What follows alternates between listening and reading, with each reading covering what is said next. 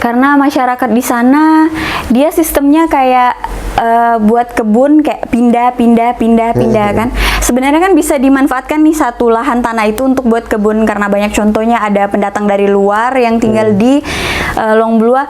Mereka hanya pakai sebidang tanah tapi bisa menghasilkan banyak macam sayur-sayuran. Itu sebenarnya yang harus dibangun, karena nggak fokus. Jadi kayak kalau nanam tuh kayak sekedar buat nanam tapi nggak yang dirawat, yang benar-benar untuk dipergunakan hasilnya nanti tuh didapat banyak gitu, enggak. Jadi kayak sekedar nanam punya paling nggak sampai yang hasilnya pun juga nggak maksimal. Tertinggal dong ya.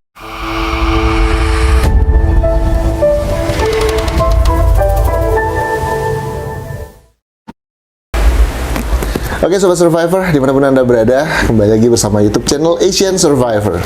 Dan pada kesempatan kali ini di podcast pertama Asian Survivor menghadirkan salah satu bintang tamu istimewa Asian Survivor yang kebetulan memang ada di segmen Asian Survivor, yaitu cerita Helen. Apa kabar Len? Luar biasa baik. Luar biasa. Len, ini sudah lama kita nggak ngobrol-ngobrol sejak pertama kali kita ngobrol kemarin di dapur di rumah di Kampung Jelare ya Len ya? Iya betul. Kegiatan apa sehari-hari Len? Sekarang kegiatannya kerja. Baru masuk kerja ya. Dan beberapa hari yang lalu kembali Helen muncul di YouTube channel Asian Survivor dengan kegiatan memanen padi. Iya, memanen padi betul. Tapi sebenarnya belum memanen padi, itu kegiatan mengambil padi yang muda atau biasa orang Dayak sebut obek kalau bahasa Dayak. Iya. Itu satu bahasa semua Dayaknya sebutnya ubek atau beda-beda? Nah, saya kurang tahu kalau untuk biasanya cuman penekanan aja. Untuk penekanan si ubek ini. Oh gitu. Ubek. Jadi itu seperti kayak beras dari padi muda. Iya. Itu disangrai, ditumbuk ya. Habis itu baru dicampur dengan gula, itu terserah. Itu kembali lagi ke orangnya, pengen yang pakai gula aren atau gula merah atau gula putih biasa. Okay. Terus harus dicampur dengan kelapa muda supaya nanti dia lebih lembek. Oke. Gitu. Helen ini juga selain kadang-kadang buat konten untuk mengisi konten Asian Survivor, juga Helen ini punya kerjaan tetap gitu ya. Iya. Sebenarnya kalau Helen sendiri dari passionnya Helen pengennya jadi apa sih sebenarnya di masa mudanya ini? Bingung ya? Iya bingung, soalnya masih belum ada satu yang harus difokuskan, itu belum ada. Belum ada kepikiran. Pengen coba semua dulu. Iya, masih kayak pengen coba semua karena belum. Kalau impian pasti ada, cuman kalau untuk fokus ke satu kegiatan tuh kayaknya belum. Tapi banyak loh teman-teman Sobat Survivor nanya, kapan nih Helen punya YouTube sendiri gitu, supaya bisa berkembang juga. Apalagi kan Helen setiap bikin konten itu selalu berkonten atau selalu berisi gitu loh, tentang kegiatan di perkampungan, di daerah Longblua gitu ya. Dan itu banyak peminatnya sebenarnya Len. Oke, buat semua peminat, makasih banyak yang sudah nonton, yang nggak skip semua video itu. Sebenarnya suka membagi tentang cerita tentang kegiatan yang ada di kampung atau kegiatan-kegiatan yang mungkin orang di luar sana yang belum tahu. Jadi cuman sekedar hobi, sekedar suka untuk membagikan pengalaman-pengalaman yang ada di kampung, bukan kalau untuk dijadikan untuk konten yang terus-terusan mungkin kayaknya belum ada niat. Belum ada niat ya? Belum ada niat sama sekali. Sayang loh Len. Tapi penontonnya banyak gitu. Iya, tapi kalau misalnya ada waktu nanti langsung nonton di Asian Survivor aja. Oke. Iya. Di usia Helen yang masih muda, masih 20 berapa? 24. 24. Sebenarnya apa sih yang Helen ingin kembangkan lagi ke depan dalam diri Helen sebenarnya apa sebenarnya? Di bidang makeup artis kah atau apa? Karena Helen ini Sobat Survivor, sedikit bocoran, Helen juga sebenarnya punya talenta di bidang makeup artis gitu. Jadi kalau mau lihat lebih banyak itu di Instagramnya. Iya. Namanya Instagramnya apa, Len? HelenLen97. HelenLen97, dan bisa dilihat di situ juga banyak portofolionya Helen ketika sedang apa? Buat video, ya video make up. Oh, itu bukan hal yang mudah. Ternyata selain suka di dunia sering ke kebun juga, Helen punya talenta di bidang makeup artist, luar biasa. Terus Len, kapan lagi nih Len bisa pulang kampung dan bisa ngeliput lagi? Karena banyak yang kangen dengan liputannya Helen. Kira-kira mau diliputkan apa dulu nih? Itu kan yang harusnya yang ditahu tuh pengen diliputkan apa lagi kira-kira. Ada sih rencananya minggu depan mungkin, tapi kan sekarang lagi cuacanya masih kurang bagus kan. Baik, gini loh Len, sebenarnya banyak aspek yang bisa orang pengen tahu tentang kampungnya Helen gitu ya. Mulai dari pertaniannya kemarin ya, terus peternakannya, terus pola hidup masyarakatnya gitu. Apakah juga masih ada masyarakat Punan di sana yang berkolaborasi dengan masyarakat Dayak yang sudah menetap seperti itu, atau juga mungkin terkait pendatang yang juga meramaikan perkampungan di Long Blua. Itu menarik semua loh. Kalau seperti sungai-sungai sana tuh masih asri nggak sih? Masih kayak belum terkontaminasi dengan limbah pabrik atau limbah perusahaan? Kalau limbah pabrik pasti ya, karena sekelilingnya kampung itu sudah rata-rata sudah sawit semua, apalagi yang di pinggir sungai. Kalau limbah pabrik tuh sudah pasti. Di sana sudah ada pabriknya juga. Kalau pabrik ada tapi bukan di kampung, di hilirnya kampung lagi. Masih lebih dekat dari kota gitu ya? Di Marasatu ya, nggak terlalu dekat juga sih. Nggak terlalu dekat. Terus kemudian kita mau bahas lagi terkait masyarakat yang ada di sana gitu ya. Ada nggak selama 5 tahun terakhir lah ya, mungkin yang lebih diingat sama Helen, 5 tahun terakhir ada perubahan-perubahan pola hidup masyarakatnya enggak? Misalnya dari anak mudanya yang dahulunya mungkin lebih banyak berkutat di kebun, tapi sekarang lebih banyak terjun ke dunia pendidikan, atau juga sebaliknya, mungkin juga yang selama ini mereka lebih banyak di kebun, sekarang lebih banyak ikut kerja pabrik, seperti itu. Kalau Helen perhatikan di daerah sekitar Helen sendiri. Kalau untuk sekarang tuh maksudnya gimana tadi Kak? Ada perubahan pola hidup enggak masyarakat? Oh, ada perubahan pola hidup. Iya, ada. Kalau dulu, kalau di zaman masih sekolah, masih SMP, di sana tuh kayak biasanya tuh yang paling seru tuh ini nih. Kalau sudah mau menugal, mau apa itu kan pasti sekolah tuh pasti wajib diliburkan kalau untuk kampung. Kalau untuk sekarang, jangankan untuk ke ladang anak mudanya tuh, jangankan untuk berkebun, untuk kegiatan bantu orang tua tuh kayaknya sudah nggak ada. Apalagi pengaruh HP nih. Oh, handphone. Iya, ini. Sosial media gitu ya. Sosial media, apalagi di sekarang nih di Long Blua sudah 4G jaringannya. Oh, iya, baru-baru masuk nih 4G. Jadi kalau untuk kegiatan lagi di kebun atau untuk bantu orang tua tuh kayaknya sudah kurang. Sangat ya? kurang ya. Kalau untuk kerja di perusahaan kayaknya kurang. Lebih banyak orang yang dari luar daripada orang yang dari kampung. Oh gitu. Mungkin butuh rekomendasi kali ya dari kampung. Kayaknya perlu. Kalau mereka dari anak mudanya kalau dilihat minat juga nggak sih kerja di pabrik kalau menurut Helen sendiri? Minat. Nah, kalau saya sangat dari minat. Iya, ya. Mulai dari keahlian, juga penerimaannya mungkin masih sistem yang kayak mungkin ada orang dalam mungkin. Oke, itu sudah pasti. Oke, jadi Helen ini memang jadi satu catatan menarik buat kita hari ini. Jadi memang betapa pentingnya bila perusahaan, pabrik ataupun masuk dalam suatu lokasi masyarakat, betapa pentingnya mereka juga harus memperhatikan social responsibility mereka terkait bagaimana masyarakat di sana juga perlu diedukasi gitu ya. Betul. Perlu ada training. Nah, ada Helen, warga Long Blua, pemudi Long Blua yang berani speak up seperti ini, speak out seperti ini, tentu itu sangat berarti karena ke depan semoga ada perhatian yang lebih lagi sehingga mereka di sana nih yang anak-anak mudanya ini punya selain juga willingness juga ada skill untuk mereka mau bekerja seperti itu sehingga ada hal-hal yang berubah lah ya, maksudnya mereka bekerja di pabrik, mereka bisa dapat modal untuk membangun kampungnya gitu. Kalau enggak mereka tertinggal dong ya. Jauh-jauh. Kalau menurut saya tuh kayaknya lebih ke desanya kali ya, untuk lebih merekomendasikan orang-orang desanya lagi. Kan biasanya kalau kita masuk perusahaan, kalau misalnya kita kompak dari desanya, karena banyak kalau untuk desa-desa yang yang saya pernah tahu tuh kalau ada perusahaan masuk tuh pasti ada rekomendasi dari desanya. Jadi kayak dia harus menetap di Longblua misalkan, dia harus warga desa Longblua. Nanti dia ada rekomendasi dari desa untuk bisa masuk ke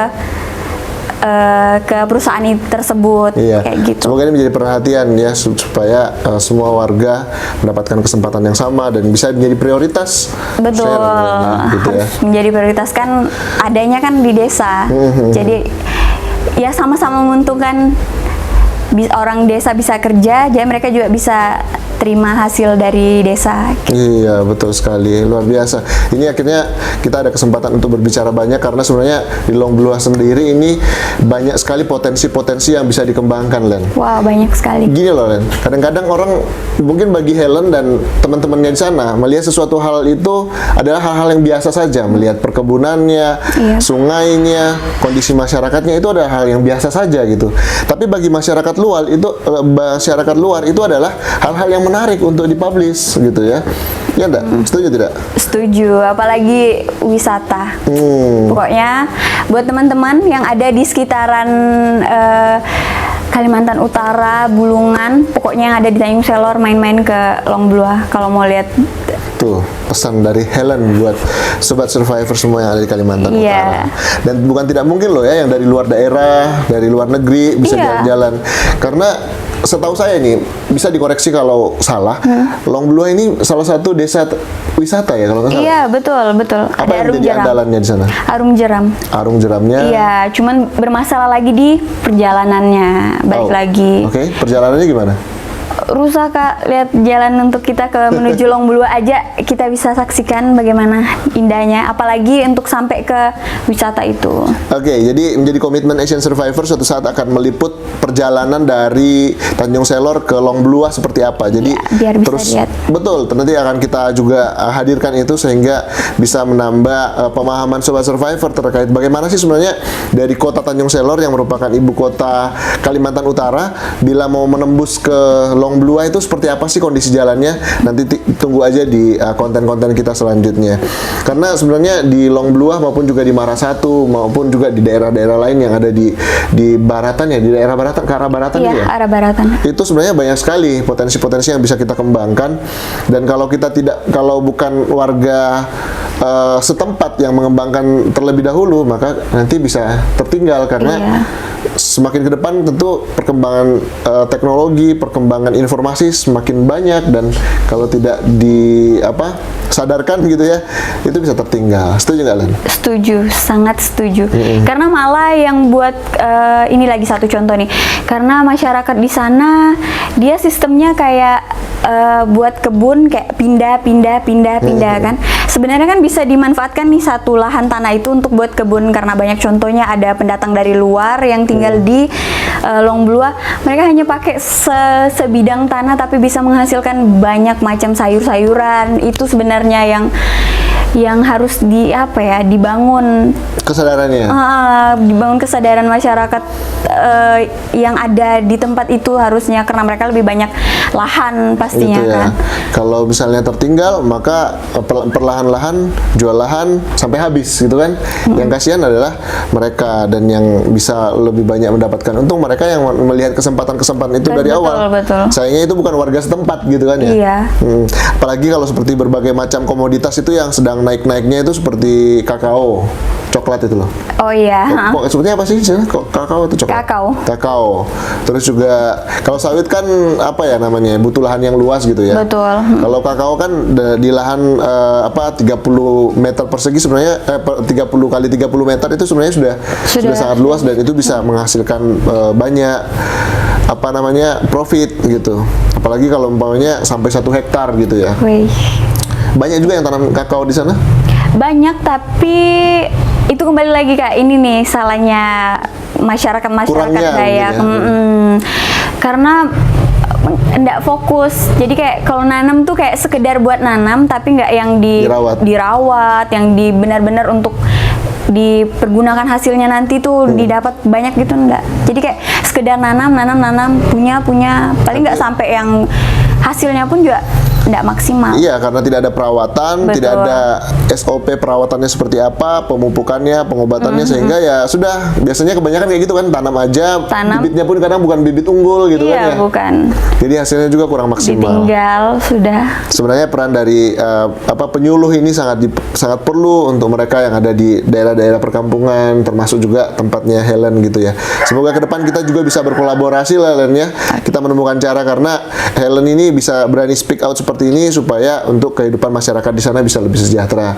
Karena ini bukan soal apa ya, kalau di zaman sekarang kan tenaga itu tidak mesti harus diforsir untuk bekerja, tapi bagaimana pengelolaannya, bagaimana manajemennya, mulai dari penggunaan alat pertanian. Kan pemerintah juga banyak loh yang mensupport pertanian, di bidang pertanian, dengan alat-alat pertanian, dengan obat dan pupuk. Dan harusnya juga warga-warga di Long Bulua, ini kebetulan kita membahas tentang di daerah Long Bulua, ini bisa mendapatkan fasilitas yang sama seperti itu dengan warga-warga trans yang lain gitu kan ya.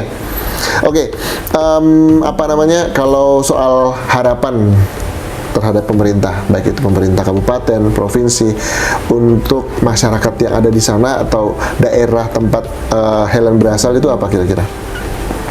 Harapannya yang pertama itu jalan dulu kali ya. Jalan. Ini yang paling penting nggak, soalnya jalan ini selain untuk transportasi, untuk kalau ada yang sakit misalkan, kan di kampung juga nggak lengkap ya Kak. Rumah sakit kan adanya di Tanjung Selor kan, di sana cuma puskesmas. Jadi kalau sedikit-sedikit ada kayak yang sakit parah, itu kan harus dirujuk, kadang harus malam, itu jalannya rusak. Apalagi jembatan yang kadang kalau banjir susah sekali kalau misalnya tembus Long Bulua itu, kalau sudah banjir karena jembatannya suka tenggelam. Oh gitu. Susah juga ya ternyata ya. Saya membayangkan sebenarnya kalau Long Bulua itu ada 2 jalur kan, ada jalur darat, jalur sungai. Paling cepat sampai itu jalur apa? Sebenarnya jalur darat. Oh, lebih dekat ya? Iya, kalau sungai harus muter-muter lagi? Iya. Oke. Dan saat ini jalannya seberapa rusak kalau menurut Helen sendiri? Sangat rusak. Kalau apalagi musim hujan gitu ya? Iya, apalagi musim hujan. Tapi ada jalan-jalan tertentu sih yang bagus, cuman sampai Antutan. Sudah ke sana sudah agregat ya? Iya. Oke. Baik Sobat Survivor, ini pesan yang istimewa buat pemerintah juga untuk bisa memperhatikan masyarakat-masyarakat lokal yang ada di daerah Tanjung Palas Barat. Jalannya, terus bagaimana dengan pertaniannya, dan juga ya pertaniannya deh. Sejauh ini gimana? Apa peran pemerintah yang Helen lihat? Biasa dapat bantuan pupuk nggak? Dapat bantuan pupuk, pupuk kayak untuk mesin Kelinting? Bukan untuk padi. Mesin potong rumput. Oh, mesin penggiling padi.